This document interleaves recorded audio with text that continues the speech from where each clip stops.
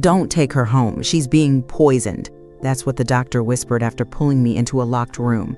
And just like that, my knees almost gave out. "Poisoned?" I repeated, like the word itself couldn't be real. My voice cracked in a way it hadn't since I buried my husband. Dr. Patel didn't answer. He just turned the blinds shut with a quick snap, checked the hallway, and leaned in closer. His hands were shaking. That's when I knew this wasn't about a vitamin deficiency or exhaustion. This was life or death. "Who?" I whispered. He didn't have to say it. I already knew. My son-in-law, Mark, the man who answered my daughter's phone more than she did. The man who always had an excuse ready. She's sleeping. She's overwhelmed. She's not feeling up to visitors. The man who always smiled too tight and touched her too much, rubbing her shoulders, handing her pills, finishing her sentences. Rachel had come in complaining of nausea, fatigue, dizzy spells. But when I sat in the exam room with her, watching her struggle to keep her eyes open, I saw something else. A woman being quietly erased, not by cancer or depression, by something targeted, intentional. Dr. Patel lowered his voice. Based on the symptoms and toxicology markers, she's being given something regularly, small enough doses to mimic illness. But it's cumulative. If she goes back there, I can't promise she'll come back again. The silence between us lasted 2 full seconds, but it felt like years. "I need to run more labs," he added. "But this is serious, Mrs. Carter. Do you have somewhere else she can stay tonight?" "No," I said automatically. Then I corrected myself. "Yes, now I do. I didn't know where we'd go. I didn't care. I wasn't waiting to be certain. I wasn't waiting for evidence or approval or a damned priest to bless it. I was getting my daughter the hell out of there tonight, with or without her permission, because I'd seen this kind of control before. I'd watched a friend die slowly under a husband who swore she just wasn't herself lately. I didn't recognize it then. I recognized it now. As soon as the doctor left, I texted Rachel's friend to stall Mark, any excuse to keep him busy. I called a cab. I grabbed Rachel's purse, and I went to the police. Because this wasn't some family drama, this was war, and I was done playing nice. We sat in that cold, windowless interview room for 3 hours, Rachel slumped in a borrowed sweatshirt, barely tracking the officer's questions. I answered most of them for her, voice steady, even when my hands shook. I showed them the pill bottle from her purse. I told them exactly what the doctor said. But inside, I was somewhere else. Still stuck in the moment, it all started to go wrong. Not the day Dr. Patel whispered those words. Before that, much earlier. Rachel's birthday, April 14th. She was turning 36, but when I saw her that day, she looked 50, pale. Thin in a way that didn't look like dieting. It looked like depletion, the kind of weight loss that makes your skin hang wrong. I'd brought her favorite lemon tart from Gallagher's and a little charm bracelet I'd found online, one with 3 tiny birthstones, one for each of her children. She smiled when she opened it, but it barely touched her eyes. Mark hovered behind her like always, arms crossed. "She hasn't been feeling well," he said before she could speak for herself. "She didn't sleep much," he added a few minutes later. "She probably shouldn't have sugar," he said as I was slicing the tart. He kept saying things for her, and she just nodded along, like her voice had been misplaced. Later that night, while helping her clean up the wrapping paper, I noticed how careful she was, folding it perfectly, putting the ribbon aside, like she couldn't afford to waste anything. Her energy was twitchy, fragile. I asked if she was all right. She smiled too quickly and said, "Just tired. Hormones, maybe?" But when I hugged her goodbye, I felt her shoulder bones poke through her cardigan like wire hangers. 2 days later, I called. Mark answered. Again. "She's sleeping," he said. Then added, "She hasn't been herself lately. She gets overwhelmed." I wanted to scream, then let her speak for herself, but I didn't. I hung up. And then I sat on my porch and stared at the dead hydrangeas by my mailbox, thinking about the way Rachel flinched when Mark adjusted her scarf earlier that week, like she was bracing for something. I should have known. I did know. I just didn't want to believe it, because believing meant action, and I wasn't ready. Not until now. At the station, an officer handed me a pen and said gently, Start from the beginning. So I did. Her name is Rachel Ann Carter, I said, voice sharp now. And I think her husband is trying to kill her. Because whatever this was, it didn't start with poison. It started with silence. So when the officer at the station asked, "Have there been previous incidents that made you suspect something wasn't right?" I didn't hesitate. "Yes," I said. "Dozens. I just didn't want to see it." Because sometimes abuse doesn't come with bruises. It comes with polite lies, with gatekeeping, with control dressed up as concern. And the longer you ignore it, the better it learns to hide. They didn't let me take her home. Not even with me. After my statement, the officers made a quiet call, and 2 medics from County Memorial came to the precinct with an unmarked ambulance. No sirens. Just the steady shuffle of latex gloves and whispers. She was admitted under a temporary protective hold. Not a psychiatric one, a medical one.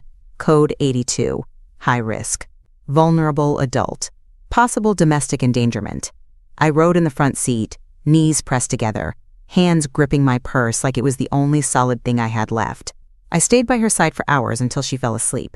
Then I stepped outside, took a breath, and made one phone call. Not to Mark. Not yet. To Rachel's best friend from college, Dana, a woman Mark had tried to cut out of her life 5 years ago. Too opinionated, he'd said. "Can you get the kids?" I asked. "Tonight." Quietly. Dana didn't hesitate. Already packed a bag. On my way. That was the moment I stopped feeling afraid. Not safe. Not yet. But no longer helpless. By midnight, Rachel was sedated and stable. I was back home. Not in my bed, but at my desk. The one with the broken drawer and the dusty folder James had once handed me with a quiet, "Keep this close. You might need it someday." I flipped it open. I already knew what was inside. The deed to Rachel and Mark's house, with my name still listed on the secondary line, and the Children's Education Trust, tied to my authority if Rachel was declared unfit. Legal control. Waiting. That wasn't the interesting part. The interesting part was the memory that came next. Vivid and sharp. Mark, standing in my kitchen last Thanksgiving, cutting into the turkey like he owned the place. "Rachel's just tired," he'd said when I asked why she was upstairs in the dark. "Being a mom is hard on her nerves." He smiled, poured me a glass of wine, and added, "It's good she has me." Back then, I swallowed my anger and changed the subject. Now I wrote it down. Every interaction. Every red flag I had ignored. Not as a journal, as evidence. This wasn't a bad marriage. This was a man who thought he could rewrite reality.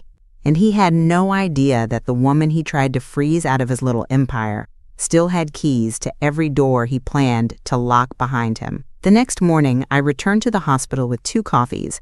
One for me, one left untouched at Rachel's bedside. She was awake, barely, eyes glassy, voice hoarse. "Where are the kids?" she asked. No strength behind it, just habit. "They're safe. With Dana," I said. "Do you know what's been happening to you?" Her lips parted, but no words came. Then she looked away. I didn't push. I just sat there, let the silence wrap around us like a blanket soaked in cold water. After lunch, the hospital social worker pulled me into the hallway. "We need to consider long-term placement options. If she's been poisoned, and there's reason to believe the husband, he's not her legal guardian," I interrupted. "And I have power of attorney, signed last year when she had that surgery. That shut her up." I didn't raise my voice. I didn't need to. I'd been underestimated for years. I knew how to use it. I called Harvey Ames, our family attorney, that afternoon. He was older now, but his voice was still crisp and clear. "Evelyn, I'd wondered when I'd hear from you. I'm activating the Education Trust protections," I told him. "Rachel's not well. I need temporary custody of the kids. And I need to know exactly what Mark can and can't touch." There was a pause. Then, "You have more control than you think." He wasn't wrong. What Mark didn't know, what Rachel had probably forgotten, was that James, my late husband, had never trusted Mark fully, not enough to remove me from anything. Joint deed, conditional transfer, shared authority over the trust, power of attorney, medical directive, the works. That evening, I went home and opened the safe in the linen closet, pulled out the original signed documents, scanned them all to my laptop. emailed copies to Harvey and Baird, the detective now assigned to Rachel's case. It was no longer just suspicion, not grief, not fear. This was strategy now. Mark had spent years isolating Rachel, gaslighting her, controlling the story, making me doubt what I saw. But he'd made a mistake. He forgot I was watching, and now I wasn't watching anymore. I was moving. I went back to the hospital the next morning just after shift change. Rachel was sitting up in bed this time, weak but more alert. A nurse had braided her hair. She looked like someone halfway back from the edge. "I brought some of your things," I said, setting the tote bag down on the side chair. Rachel nodded. "Thank you." Her voice still sounded like it had to claw its way out of her throat. I pulled over the small side table and began unpacking. "Let's go through it. You tell me what you want to keep here." I pulled out her wallet, some receipts, a paperback mystery novel she never finished. Then her purse, heavy, overstuffed, the leather worn at the edges. I shifted it to the table and the thing tipped too far. It hit the floor with a dull thud. The contents spilled in a soft, ugly scatter. Pens, tissues, wrappers, one earring, a crumpled grocery list, and a white plastic pill bottle that rolled until it hit the baseboard. I reached for it automatically, flipping it upright with my thumb. No label, just a generic white bottle. No prescription name, no dosage, no pharmacy. I felt something tighten in my chest. "What's this?" I asked, casually, not looking at her right away. Rachel froze. "I don't know," she said too fast. "Mark gives me supplements. He said they help me sleep." I held the bottle closer to the window light. Plain white, not even an embossed imprint on the cap. I twisted it open and poured one pill into my palm. Tiny, pale yellow, no markings. My stomach turned. "Where's the bottle with your actual prescription?" I asked. She blinked. "What prescription?" Her chart said she was on lorazepam, something for anxiety, something real. But there was nothing like that in the purse, just this. I didn't say anything. I dropped the pill back in the bottle, closed the cap, and slipped it into my own bag without a word. Rachel didn't stop me. We both sat in silence, the lie floating between us like smoke. I smiled and moved on to unpacking socks. But something had shifted. I had my first piece of physical evidence. It was Sunday. Visiting hours. Rachel had been moved out of critical care, now in a private room, with warm socks and a better view of the parking lot. She looked better, not well, but better, and then Mark walked in, holding a clipboard. "Hi, babe," he said, kissing her forehead. His voice syrupy, just enough to coat the tension but not hide it. "Hey," Rachel whispered.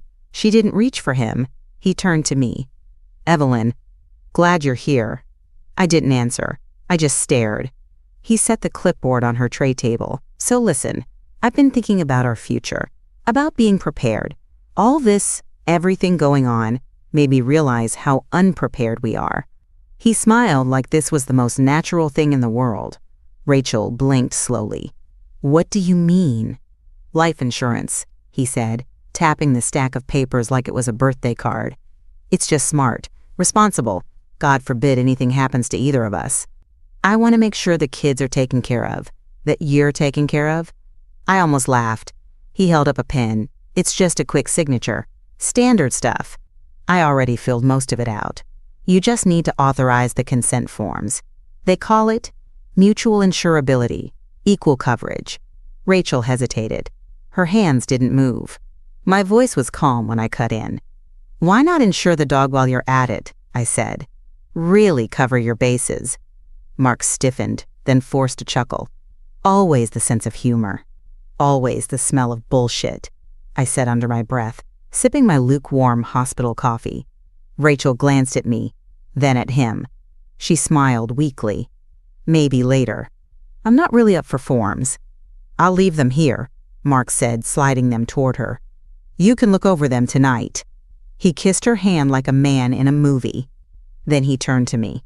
"Can I talk to you in the hallway?" I met his gaze. Level. No. His mouth twitched just slightly. He left 5 minutes later, but the clipboard stayed. After he was gone, I picked it up with 2 fingers and scanned the top line. Total coverage.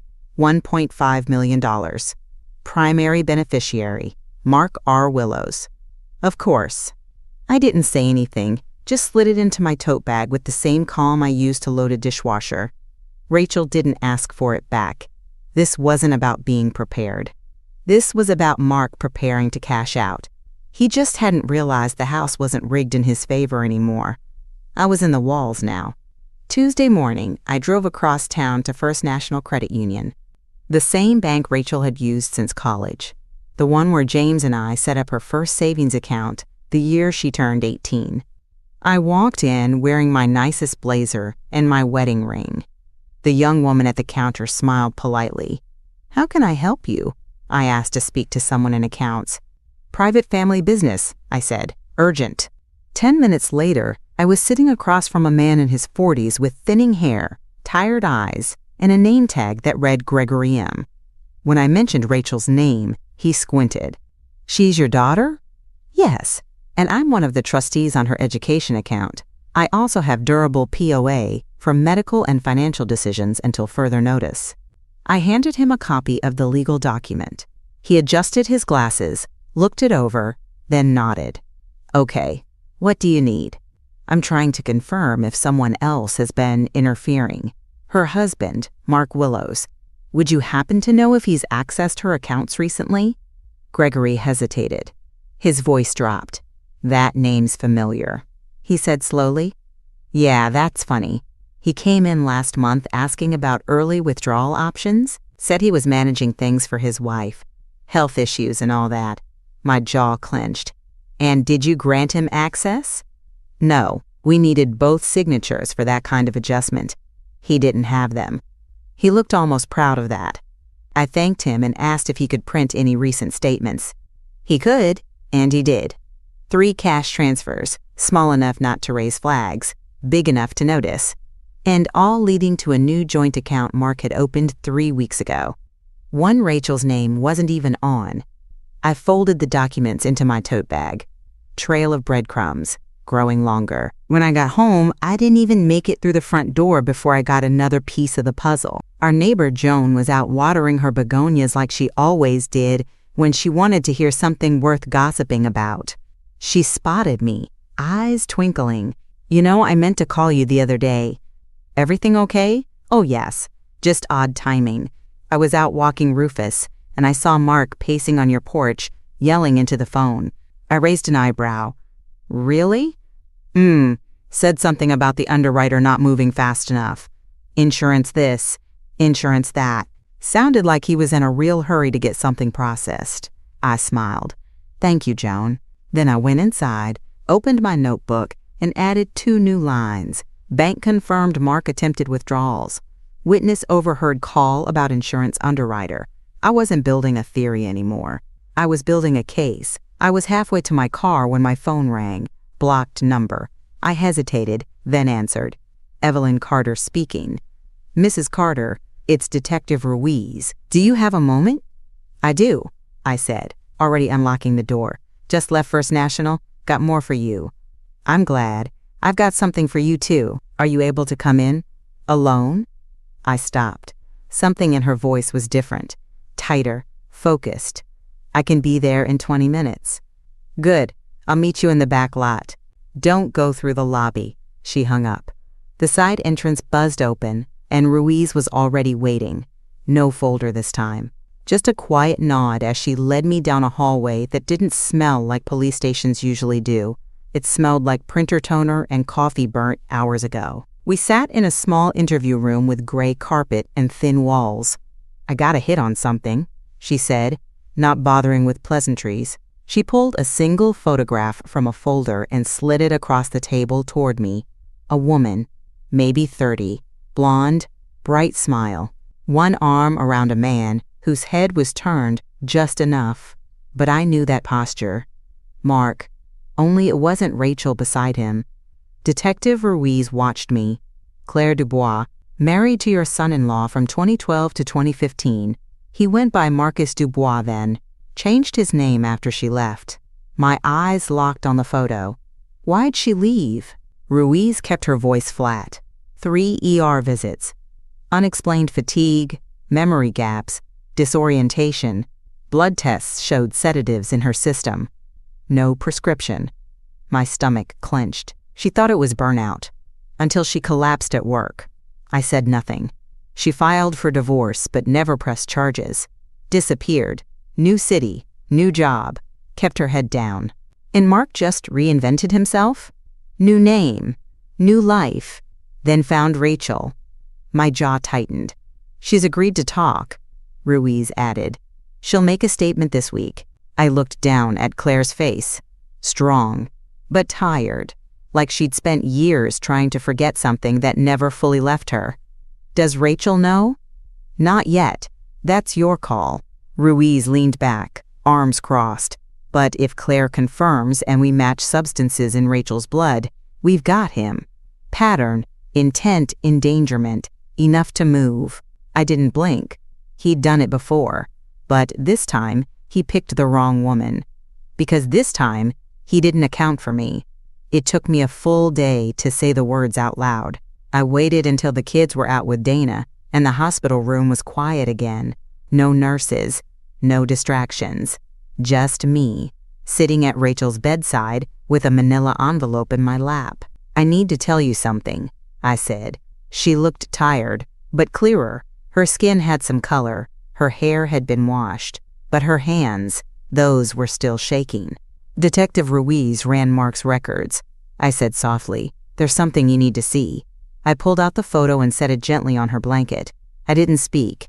I just let her look. Rachel stared for a long time. "Who is that?" she finally whispered. "Her name is Claire. She was married to Mark before you. Back when he went by Marcus Dubois." She shook her head. "No, that's not. He told me I was his first." "You weren't." Her eyes started blinking faster. "Then why didn't he tell me?"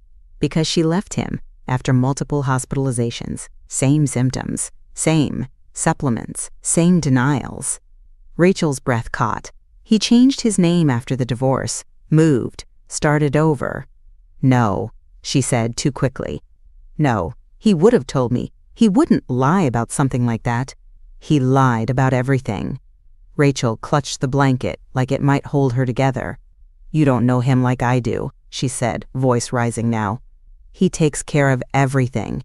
He brings me tea. He helps with the kids. He held my hair when I was sick." I stayed silent. Tears slid down her cheeks now. "He loves me, Mom." I looked at her. "Does he?" She turned away from me. "You're imagining things. You've always been suspicious of him. From the beginning." My heart cracked clean down the center. Not because she was wrong, but because I knew she was hurting in the exact way he needed her to hurt, to keep control. "I know this is hard to hear," I said gently. "But you have to. For yourself, for the kids." Her voice was barely audible. "He wouldn't hurt me." I didn't argue. I just picked up the photo and placed it back in the envelope. Then I stood up. "I'm not trying to win an argument, Rachel. I'm trying to keep you alive." And as I walked out, I wasn't angry. I was afraid. Because denial is what makes poison work, and love is what makes women swallow it. Detective Ruiz met me 2 days later in the parking lot behind County Memorial. She handed me the device in a plain manila envelope, smaller than I expected. Black, cold, a tiny blinking red dot at the side. "You know how to use it?" she asked. I nodded. "She'll be home by Sunday. Don't try to coach her. Don't mention the wire. If he senses anything..." I know. I did know. That was the worst part. That night, I sat at my kitchen table with my 2 youngest grandchildren, Ellie and Lucas, while they colored paper pumpkins for the fridge. "Are we going to see Mommy tomorrow?" Lucas asked, tongue sticking out slightly as he focused on his crayon. I smiled softly. "Yes, sweetheart. She's coming home soon." Ellie held up her drawing. "I made one for Daddy, too." I swallowed hard. "I bet he'll like that." They giggled. They fought over the orange crayon. Lucas broke his by pressing too hard and blamed it on the cat. The house rang with the sounds of childhood. And all I could think about was that black, blinking dot in the envelope on the counter behind me. I was about to send my daughter back into a house I believed was killing her. And I was going to listen.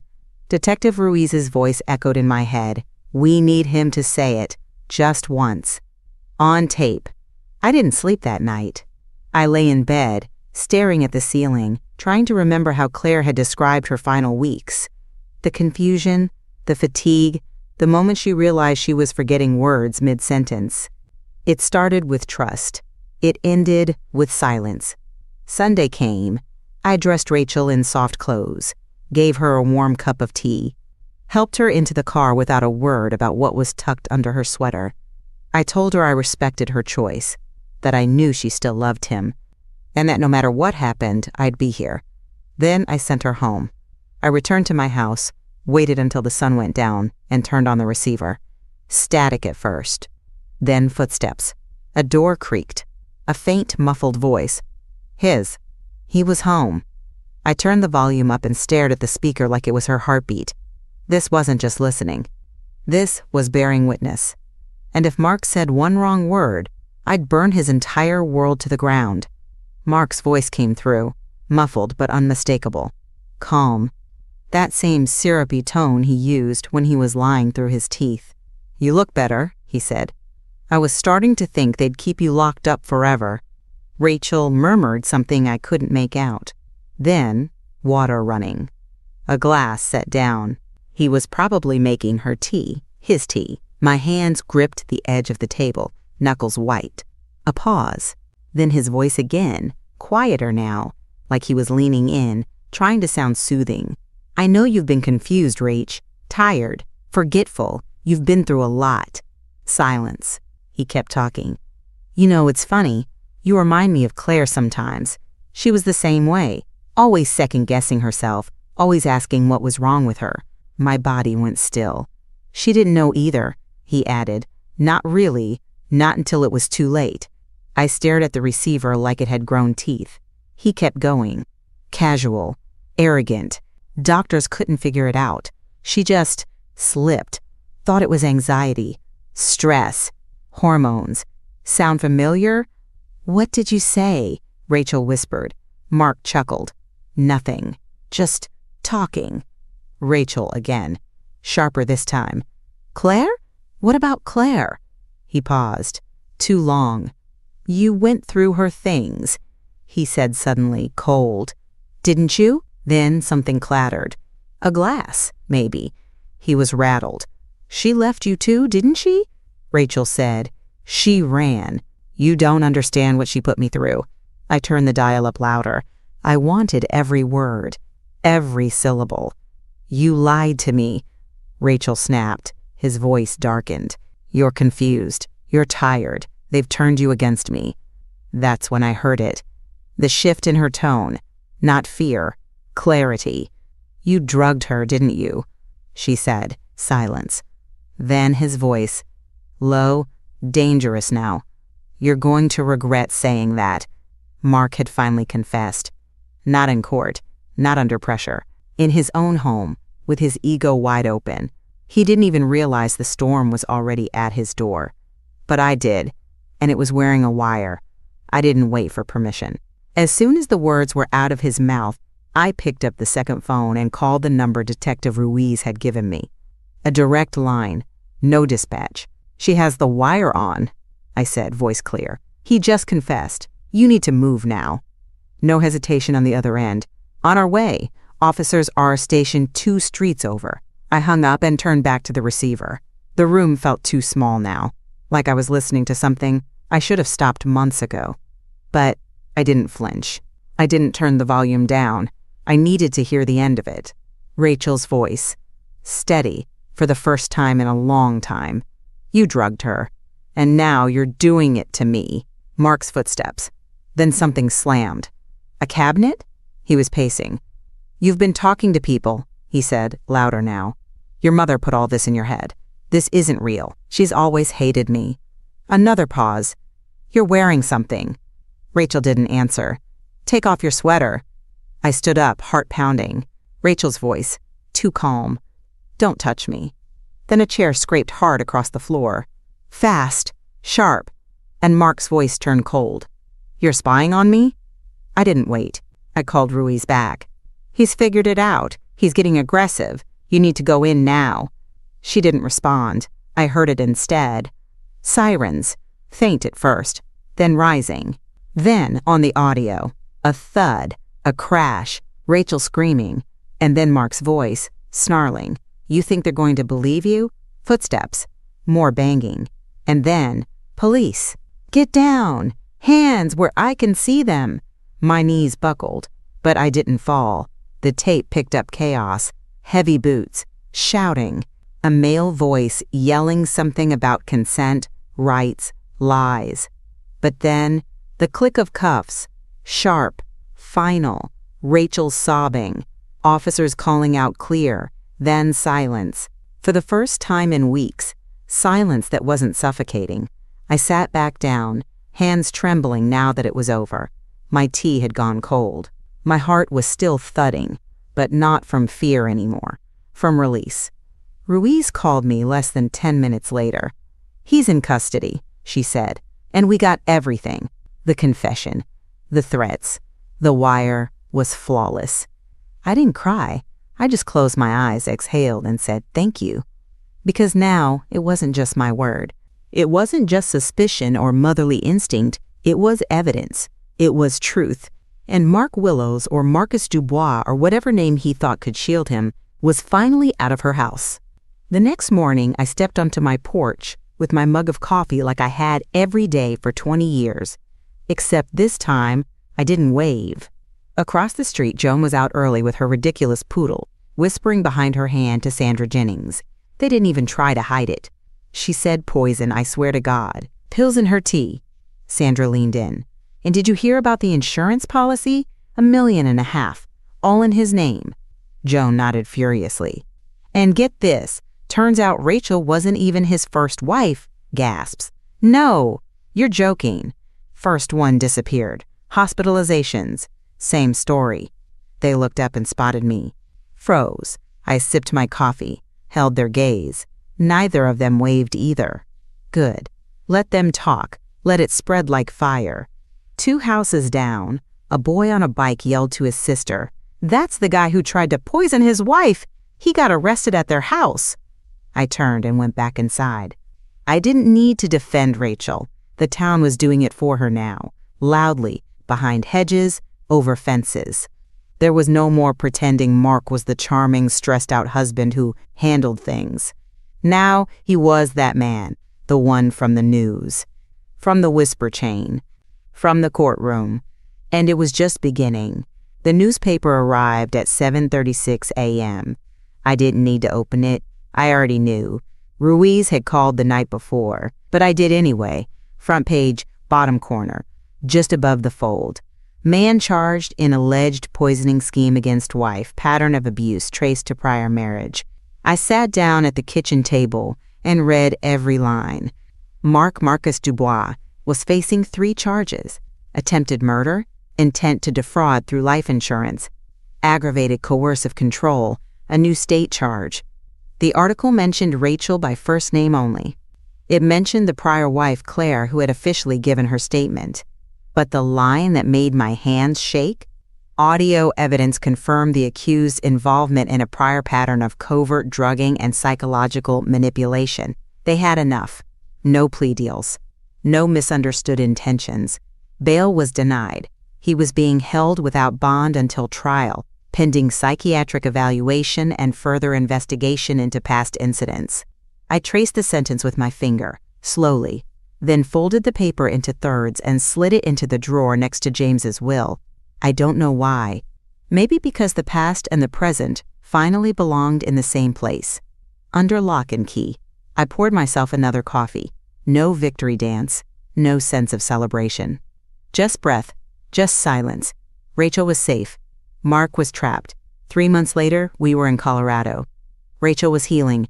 The kids were loud again. The good kind of loud.